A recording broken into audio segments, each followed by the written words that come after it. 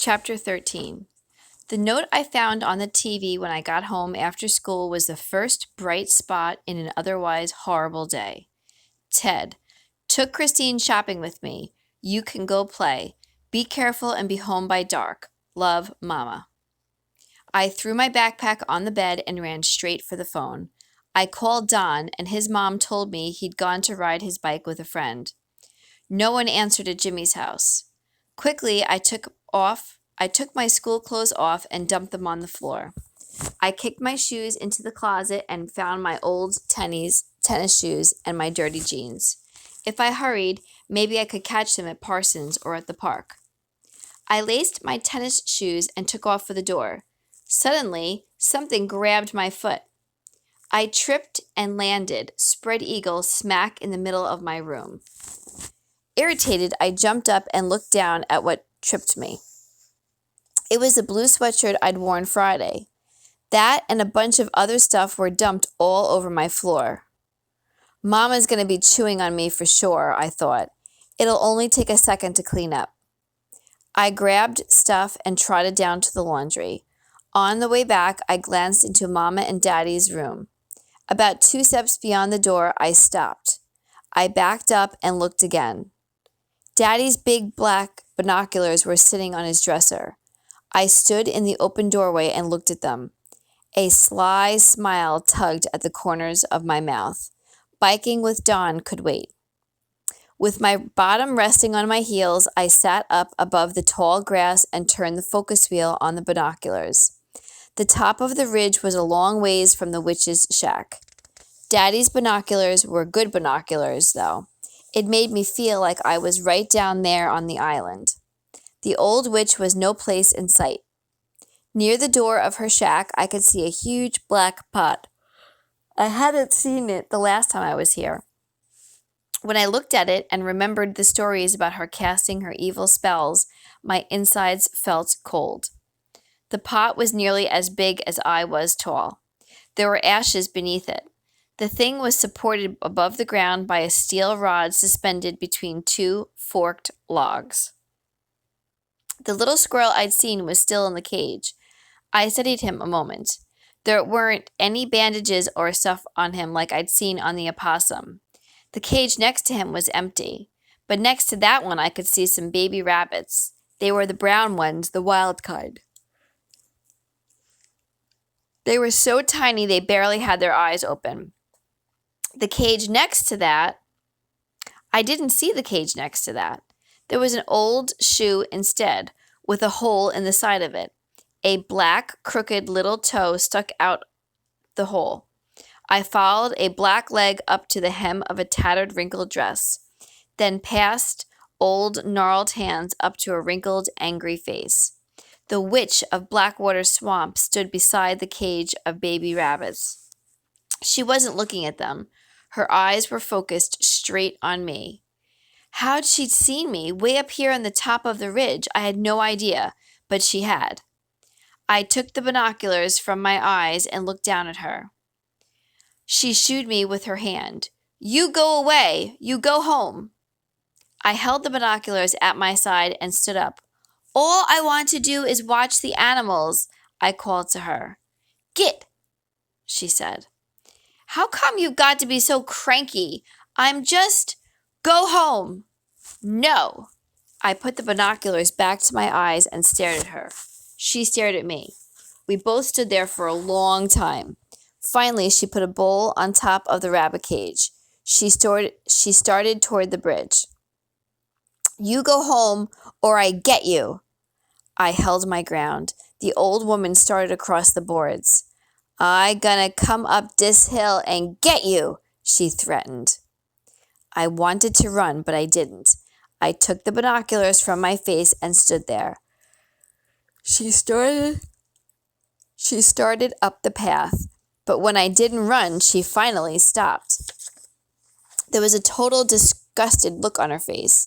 She glared at me, then with a snort turned and walked back across the bridge. I sat down in the middle of the path so I wouldn't have to fight the tall grass. I focused the binoculars on her once more. She opened the cage and took out one of the baby rabbits. Then, holding it in one hand, she reached into the bowl she'd set on top of the cage. She took an eyedropper and squeezed some milk from the bowl into the baby rabbit's mouth. She did that about 3 times, then put the rabbit back in the cage and got another. "You're feeding them?" I called, putting the binoculars in my lap. "They lose their mama or something?" She didn't answer. She didn't even turn to look at me. When she finished with the rabbits, she went around the corner of the shack. After a time, she came back into view.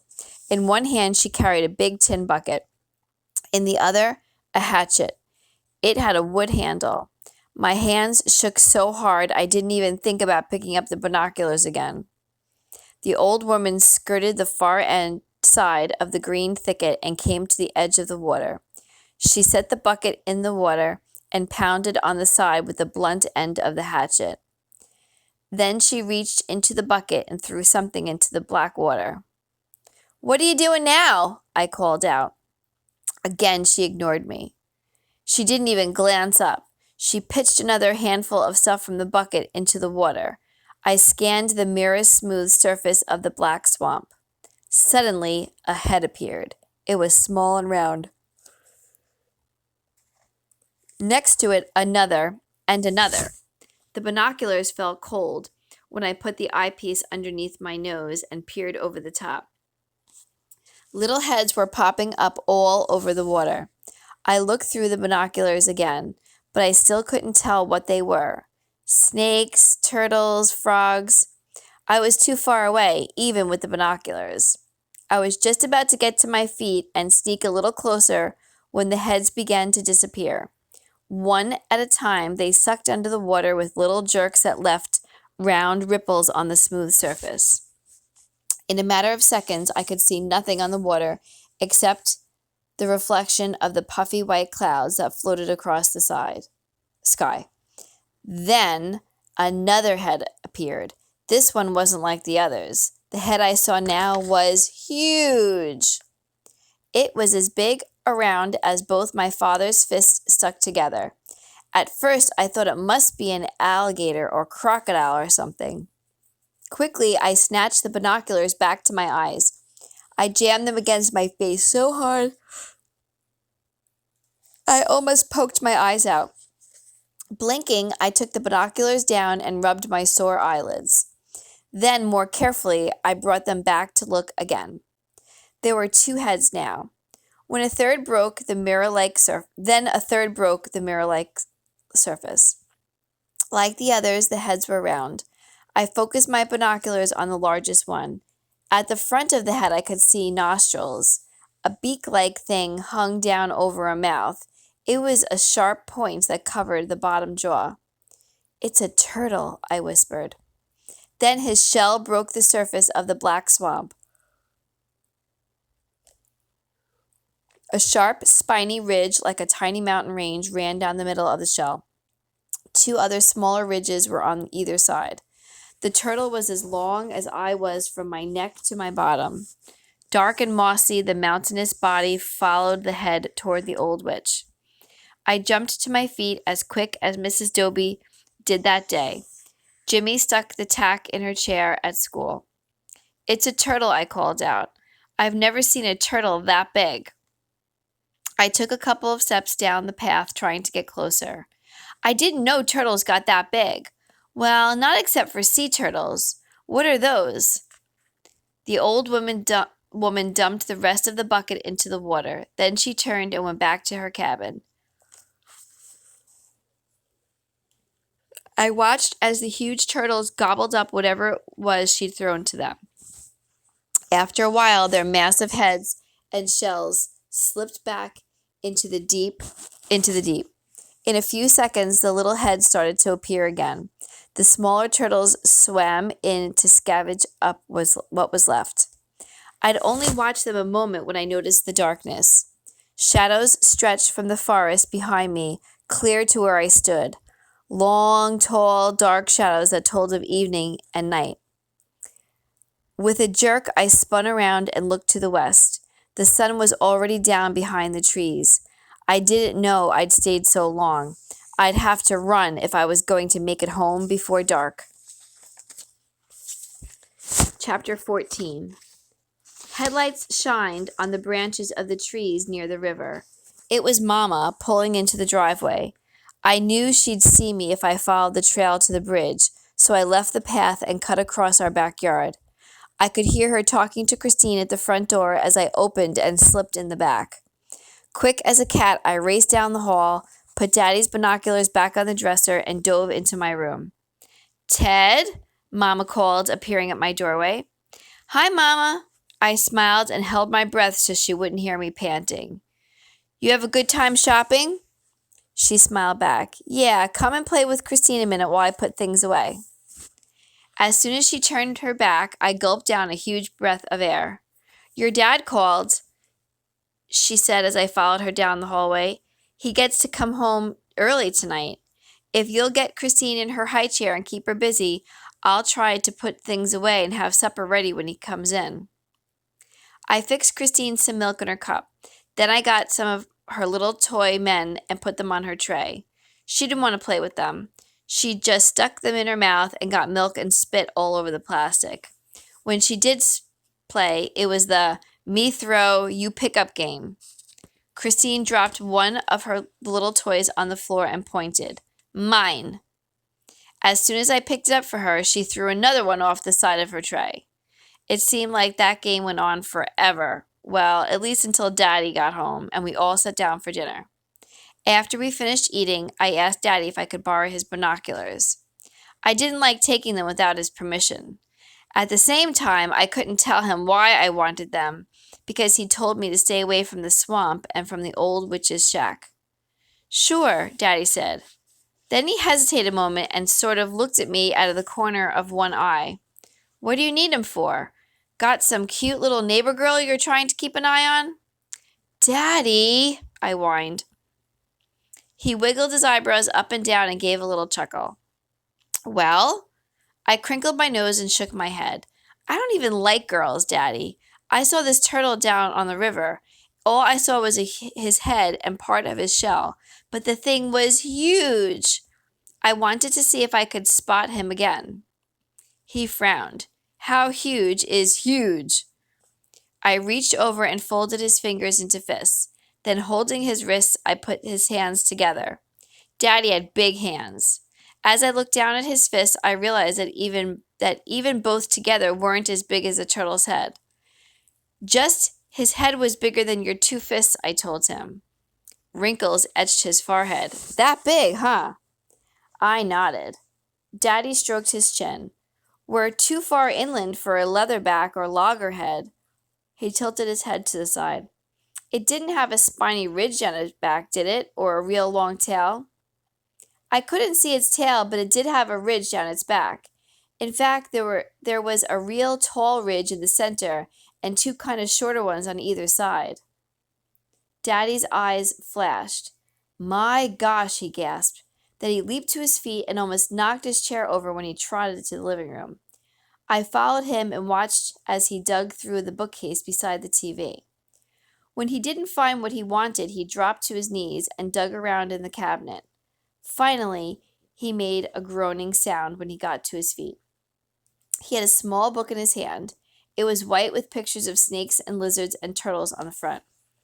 I went back to the kitchen with him and sat down while he thumbed through the book.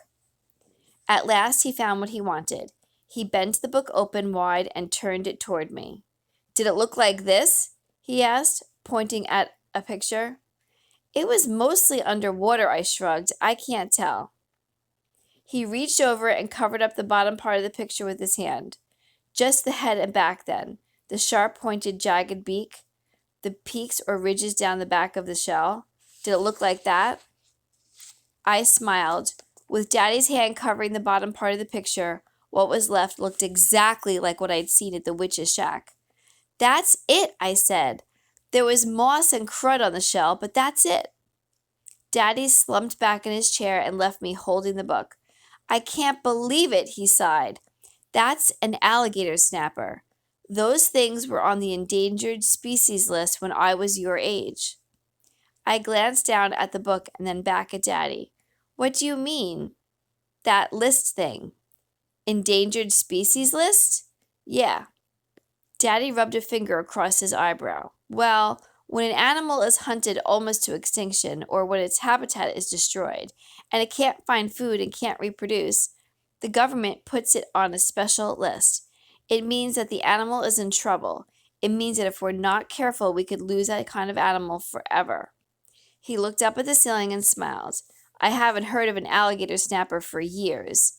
Alligators and the giant whooping crane were on the list, too. There was a lot of press and stuff on TV about the efforts to restore those two species. There were even articles about how the alligator had done so well that it's causing problems in the more populated areas in Florida.